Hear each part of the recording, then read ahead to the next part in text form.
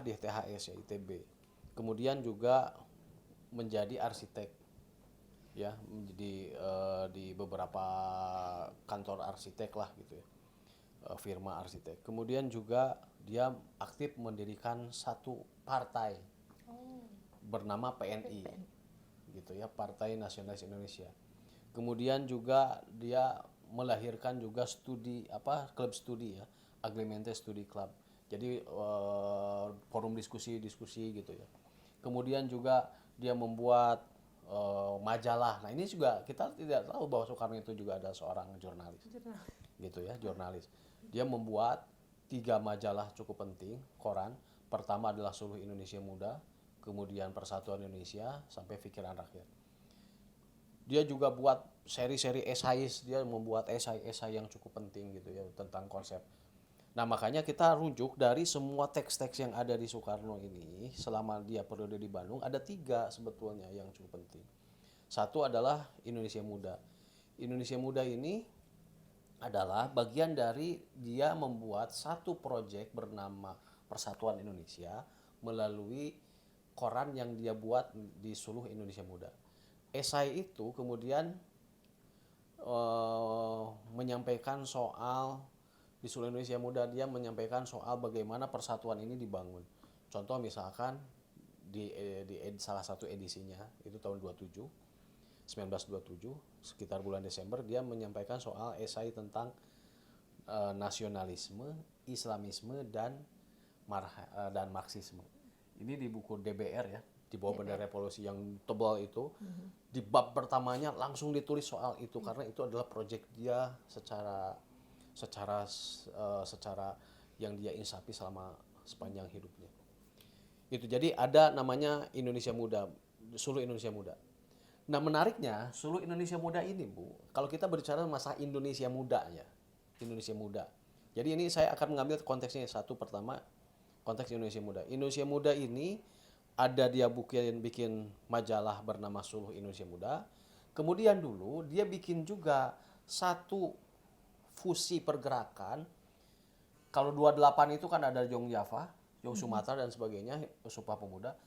Kemudian Soekarno membuat satu hal yang paling menarik, Jong Java itu membubarkan diri dan masuk ke fusi pergerakan, ketika itu namanya Indonesia Muda. Dan itu dilakukan di Bandung, bayangkan. Gitu ya.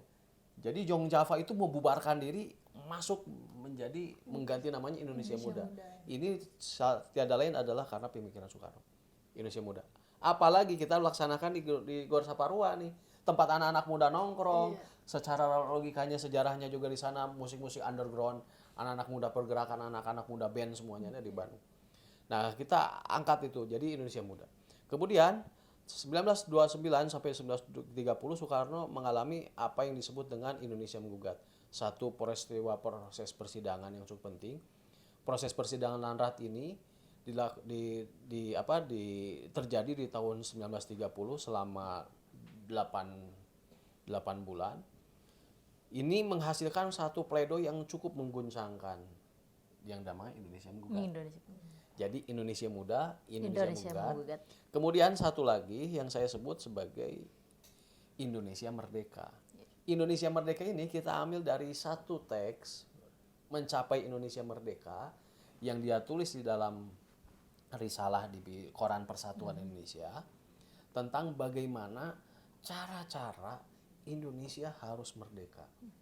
Jadi konsepsinya, bayangkan ini dilakukan tahun 30-an.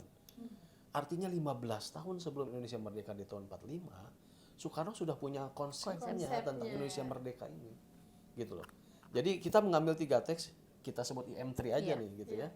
Indonesia Muda, Indonesia Menggugat, Indonesia Merdeka. Ini menjadi dasar filosofis tentang Soekarno.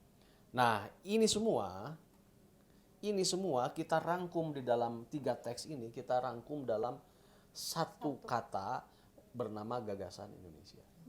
Jadi kalau kita berbicara filosofisnya apa? Filosofisnya adalah Soekarno ini tentang lahir di Bandung, melalui Soekarno berbicara soal gagasan Indonesia.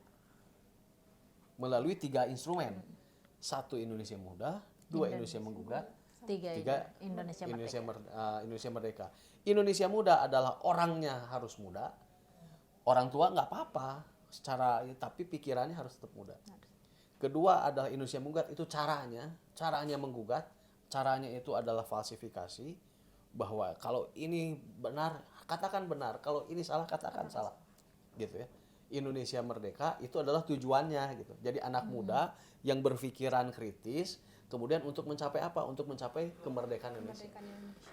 Oke, berarti memang sangat penting sekali ya. Tentunya terdapat filosofis yang sangat penting juga ya kenapa bisa menghadirkan tersebut gitu. Oke nih, tadi Ibu Maya ya, kita Ibu kan bilang bakal dihadiri oleh keluarga. Nah, kira-kira bakal dihadiri oleh siapa aja Bu? Apakah terbuka untuk publik juga gitu atau hanya orang-orang tertentu yang dipilih oleh yayasan atau bagaimana nih Bu? Ya, sebetulnya kami sih mengundang keluarga keseluruhan ya, putra putrinya